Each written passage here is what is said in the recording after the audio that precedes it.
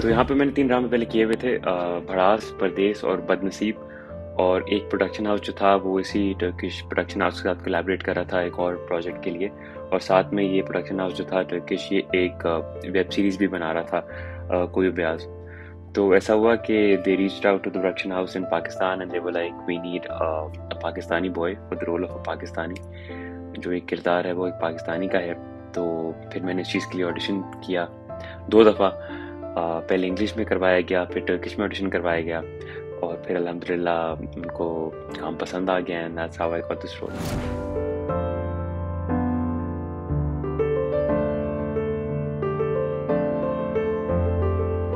देखिए, बजट वहाँ पे ज़्यादा है, इक्विपमेंट वहाँ पे बेहतर है, और वो बहुत नेचुरल सी बात है क्योंकि वहाँ की इंडस्ट्री बहुत एस्टैब्लिश्ड है काफ़ी टाइम से, और हम अभी ग्रोथ की फेज़ में हैं, और यहाँ पे थोड़ा बहुत टाइम लगेगा उस लेवल तक पहुँचने में, और जो प्रोफेशनलिज्म वहाँ के लोगों का है। लेकिन एट द सेम टाइम मुझे ये भी लगता है कि हमारी इंडस्ट्री अभी बहुत ही अच्छे फेज़ से गुजर रही है, और काफ़ी डिफरेंट स्टोरीज़ यहाँ पे आना शुरू हो गई हैं, और काफ़ी लोग जो हैं वो अलग-अलग तरह के किरदार निभाने की कोशिश कर रहे हैं, व्हिच इज़ ग्रेट। और I feel like as long as artists exchange होते रहेंगे, वहाँ के लोग यहाँ काम करेंगे, यहाँ के लोग वहाँ जाके काम करेंगे, तो ग्रोथ और भी आएगी, और एक्सचेंज चलता रहेगा, तो it be very nice for both of the industries.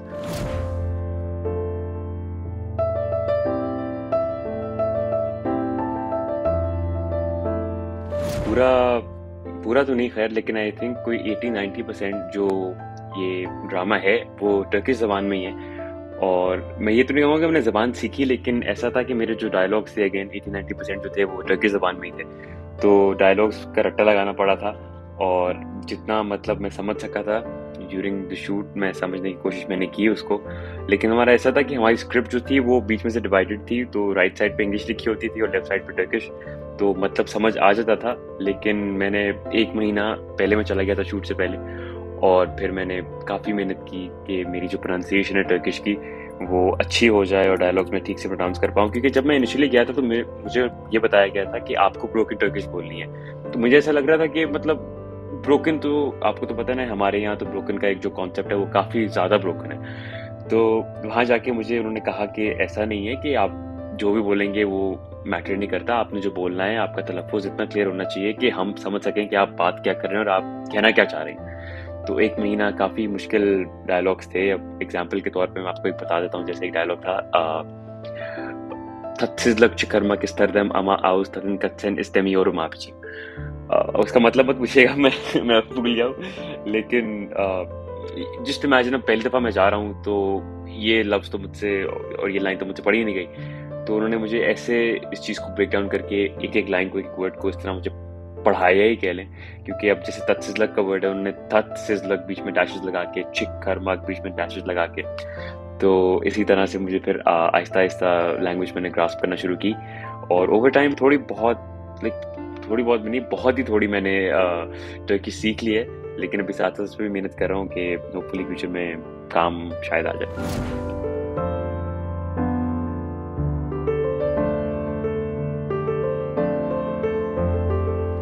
जी, अल्हम्दुलिल्लाह वहाँ पे काफ़ी लोगों से दोस्ती हो गई थी। अता जो दूसरा लीड एक्टर है कोई ब्याज़ में, उससे बहुत हो गई थी, and he is a star there माशाल्लाह। हमने बहुत टाइम स्पेंड किया साथ में। आई रिमेंबर हमने कोई हफ़्ते में 6 दिन हम काम करते थे, and we used to be on set कोई 12 से 16 घंटे रोज़।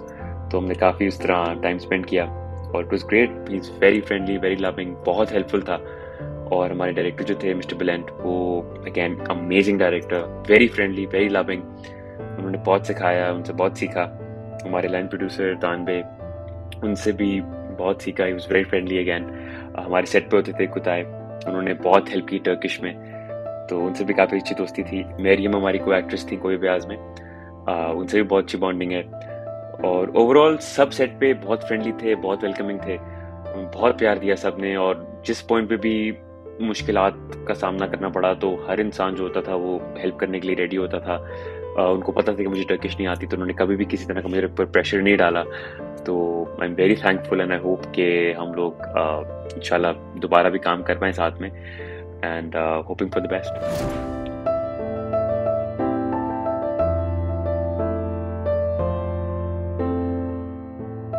क्योंकि आजकल जो तर्जुमा आता है वो आता है या तो डार्क वाइट या ऑफ वाइट। तो अब इसमें this falls within the story in the sense that जो आलपर का कैरेक्टर है जो कि अताकान प्ले कर रहा है और जो फहरान का कैरेक्टर जो मैं प्ले कर रहा हूँ वो दोनों मुस्लिम्स हैं। फहरान जो है वो यूके से आया है, आलपर जो है वो टर्की से आया है और ये दोनों थोबिंगन में एक यूनिवर्सिटी में जाते हैं। और वहाँ पे क्या होता है कि ये दोनों वाहिद स्टूडेंट्स होते हैं जो कि मुस्लिम्स होते हैं और बाकी वहाँ कोई मुस्लिम नहीं होता। और आलपर और फरहान के जो कैरेक्टर्स हैं ये दोनों अपने कल्चर से और अपने रिलीजन से दूर हैं, एज उनको नॉलेज ज़्यादा नहीं है इस चीज़ के बारे में। तो जब वो वहाँ जाते हैं सब लोग उनसे बहुत फैसिनेट होते हैं इन अ गुड वे। वो बहुत प्यार देते हैं उनको, बहुत ही वेलकम करते हैं। और ऐसे ही जो डीन होता है यूनिवर्सिटी का वो उनको एक मस्जिद भी अलॉट कर देता है, जैसे हमारे ट्रेलर में भी दिखाया गया है। अब वहाँ पे सिंस उन दोनों को नॉलेज नहीं है किसी भी चीज़ के बारे में तो वो सीखना शुरू करते हैं। एंड आप कह लें कि कॉमेडी ऑफ एरर्स होता है, फिर बहुत मल्टीपल चीज़ें हो रही होती हैं विद इन द स्टोरी। लेकिन I wouldn't want to give away too much. मैं चाहता हूँ कि जब इंशाल्लाह पाकिस्तान में रिलीज होगा तो सब लोग देखें, सब लोग एंजॉय करें, सबको इंशाल्लाह बहुत मज़ा आएगा।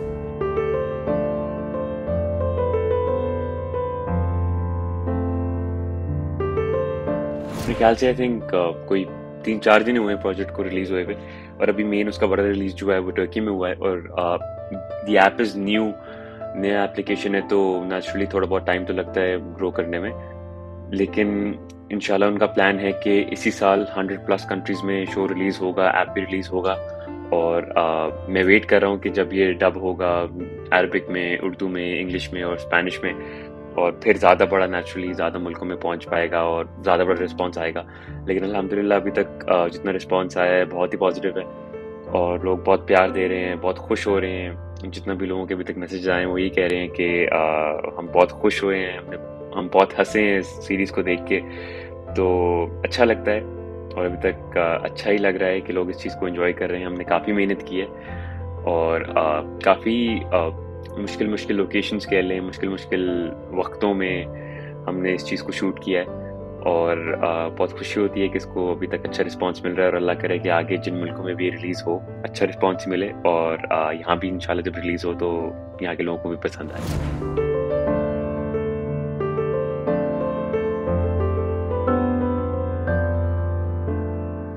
मेरा प्लान है कि मैं यहाँ पे प्रोजेक्ट्स अपने करूँ और जो अच्छा प्रोजेक्ट इंशाल्लाह मिलेगा उसको ज़रूर करेंगे। अभी एक दो जगह बातें भी चल रही हैं तो होपिंग फॉर द बेस्ट कि कुछ अच्छा वर्कआउट हो जाए। और यही है कि बाहर से जो भी सीख के आए हैं, जो भी बेहतरी आई है काम में, वो यहाँ पे इम्प्लीमेंट करूँ। यहाँ की इंडस्ट्री को अगर मुझसे कोई फ़ायदा हो सकता है इन एनी वे तो उसमें मैं अपनी कंट्रीब्यूशन दे सकूँ। और बस आपकी दुआ चाहिए, लोगों की दुआ चाहिए और इंशाल्लाह अच्छा काम करेंगे और लोगों को खुश करेंगे। Thank you so much.